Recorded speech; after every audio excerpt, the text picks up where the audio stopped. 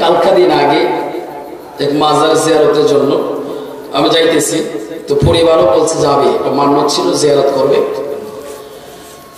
তো আমার এক ছোট ভাই ও বলতেছে ভাই সাবধানে থাকেন, দেখেন ছবি টুবি তুলে নিয়ে আবার ফেসবুকে ছাইড়া দেয়। খেললে কইছে ওই তাহির সাহেবের একটা ছবি আছে, চা বাগানে বউ নিয়ে ছবি তুললা ফেসবুকে ছাড়ছে, কথা ঠিক কিনা? তখন আমি বললাম দেখো তাহির সাহেবের ছবি ফেসবুকে ছাড়ছে বউ নিয়ে, আচ্ছা কোন তো দেখি কোন মোয়াক্কেলে নিজের বউয়ের ছবিটা ফেসবুকে ছাড়বো, নিজে ছাড়বো? এটা তাহির সাহেব ছাড়ছে না, এটা 100% শিওর, কথা বল ঠিক কিনা? এটা হয়তো কেউ তুইলা ছাড়ছে, না হয় তারা মোবাইল থেকে নিয়ে ছাড়ছে, কথা বল ঠিক কিনা? না হয় ওনার মোবাইল হারাইছে ওইটা থেকে নিয়ে ছাড়ছে, যে কোনো একবার গেছে। নিজের বউয়ের ছবি আবার কি করে ফেসবুকে দেয়, এটা কি সম্ভব? কথা কোন ঠিক কিনা? এই জন্য ছবি তোলার থেকেও বিরত থাকতে হবে। আমি বলে দিয়েছি ছবি তো তুলমো দূরের কথা, আমি তোমার বাবির সাইডও যাইতাম না, ভালো হয়েছে না? ছবি তুললে তো ছেড়ে দিব, কথা কোন ঠিক কিনা? তাহলে মুআবিফা কথা ছিল যেটা বলতেছিলাম, এটা যে মাজার জিয়ারত জায়েজ আছে কিনা, 100 বার জায়েজ। তার প্রমাণ দিতে গেলে অনেক সময় লাগবে, শর্ট করে আমি দুইটা কথা বলে দিই। আল্লাহর নবী যখন মেরাজে যাচ্ছিলেন, মেরাজে যাওয়ার পরে জিব্রাইলকে বললেন ও জিব্রাইল আমাদের যাত্রা বিরতি করো। বলে কেন ইয়া রাসূলুল্লাহ? কেন? কই যে দেখো মুসা নবী কবরের মধ্যে নামাজ পড়তেছে, আমি তার কবর জিয়ারত করব। আস্তে কই আস্তে, আল্লাহু আকবার। নবীজি মাজার জিয়ারত করছেন মেরাজের রজনীতে, কথা কোন ঠিক কিনা? এখন কোরআন হাদিস থেকে সে দলিল দিতে গেলে তো 2 মিনিট করে কথা বললে আমার 20 মিনিট লাগবে আরো। তাই হোক এই কথাটা, এই দলিলগুলো আরেকদিন দিব।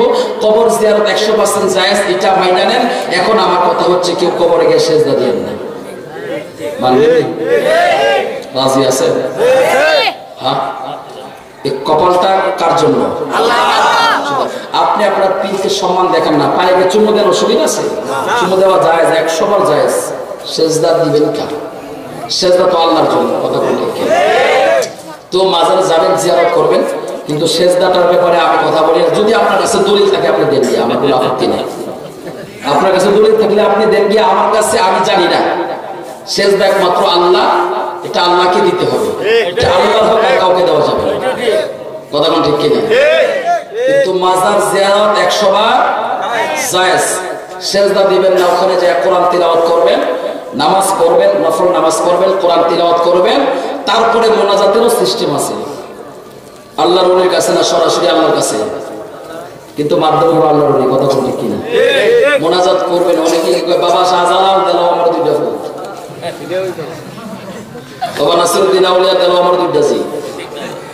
কইবেন যে আল্লাহ তোমার ওলির দরবারে আসছি, ওলি তোমার খাস, ওলি তোমার বন্ধু, আমি তো অপবিত্র, আমার মুখ অপবিত্র, জবান অপবিত্র, আমার দেহটা অপবিত্র, হারাম খাইতে খাইতে আমি একেবারে বরবাদ হয়ে গেছি।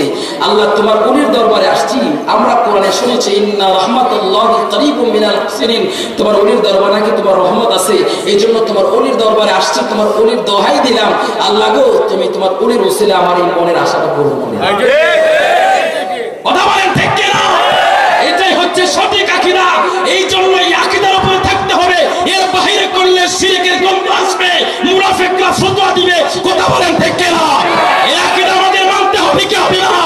তাই হাত তুলে দেখাও, নারে তাকবীর, নারে তাকবীর, আল্লাহু আকবার, নারে সালাত, ইয়া রাসূলুল্লাহ, নারে সুন্নাত ওয়াল জামাত, নারে গাউসিয়া, নবী ওলির দুশমনেরা, শাহজালালের তলোয়ার, শাহফরানের তলোয়ার, মারহাবা কই। এরপরে বেশি বলে আপনি এই কথাটা বলতে পারবেন। শুনেন সবাই খুব মনোযোগ দিয়ে, এর বেশি হলে আপনি কথাটা বলতে পারবেন, কারণ আল্লাহর ওলিরা কবরে জিন না, কথা বলতে কিনা? আল্লাহ কোরআনেতে বলেছে ওয়ালা তাহসাবান্নাল্লাযীনা কুতিলু ফী সাবিলিল্লাহি আমওয়াত বাল আহইয়া ওয়ালাকিন লা ইউযাকুন, জোরে পড়ো সুবহানাল্লাহ। যে আমার ওলিরা কবরে জিন না, আমি তাদেরকে খাবারও খাওয়াইতেছি, সুবহানাল্লাহ বলেন।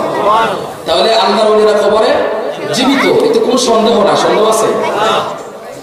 আমি এক আল্লাহর ওলির কবর জিয়ারত করতে গেলাম, যাওয়ার পরে লোকেরা বলতেছে হুজুর ওনার যে কবর, এখানে ওনার মাজারটা ছিল না, ওনার মাজার আরেক জায়গায় ছিল, ওখান থেকে তুলে ওখানে এনে তারা দাফন করা হয়েছে। কত মাস পরে? 10 মাস পরে। মারহাবা বলে। কয় মাস পরে? 10 মাস। 2 মিনিটে বলে বলে কথা শুনেন। 10 মাস পরে উনি স্বপ্নে দেখাইছে 40 জন ব্যক্তিকে। কতজন ব্যক্তিকে? 40 জন ব্যক্তিকে স্বপ্নে দেখাইছে আমার লাশটা এখান থেকে তুলে নিয়ে ওই জায়গায় দাফন করো। এখানের মধ্যে মহিলারা, বেগানা মহিলারা পাকে না পাকে চলাফেরা করে, আমার খুব কষ্ট হচ্ছে, এখান থেকে তুলে আমাকে ওখানে নিয়ে দাফন করো। 10 মাস পরে 40 জন লোক যখন স্বপ্নে দেখছে, এটার মধ্যে কিছুটা অন্যরকম লাগারই তো কথা। 40 জন একসাথে একই স্বপ্ন দেখছে। 40 জন মিলে এই লাশটাকে তুললো। কবর থেকে তোলার পরে দেখে 10 মাস আগে যেমন দাফন করছিল এই লাশটা ঠিক তেমনই আছে, বরং এটার থেকে মেশক আম্বরের ঘ্রাণ আসতেছে। আর বড় করে বলেন আল্লাহু আকবার। ওখান থেকে তুলে নিয়ে ওখানে দাফন করছে। আমি কথাটা এই জন্য এটাই বোঝাতে চাইলাম, 10 মাস পরে যদি লাশটা তোলার পরে লাশটা জিন্দা থাকতে পারে, ও বন্ধু আমার, তাহলে প্রমাণ হয়ে গেল আল্লাহর ওলিরা কবরের মধ্যে জিন্দা কথা বলেন, ঠিক কি না? আল্লাহর ওলিরা কবরের মধ্যে জিন্দা, আল্লাহর কথা শুনতে পারে, আল্লাহর দেওয়া রিজিক খাইতে পারে, মানুষের কথাও শুনতে পারে, মানুষের জন্য আল্লাহর দরবারে মুনাজাত করতে পারে। জোরে কোন সুবহানাল্লাহ। এই জন্য আল্লাহর ওলির দরবারে যাই কথা বলতে পারেন, হুজুর আপনি তো আল্লাহর ওলি, আমার মনের ফরিয়াদ আল্লাহ তো আমার নাফাক মুখের কথা নাও শুনতে পারে, আমার আবদারটা আপনার কাছে রাখলাম, আপনি আমার পক্ষ থেকে আল্লাহর কাছে বলেন, আল্লাহ যেন আমার বিপদ থেকে মুক্তি দান করে।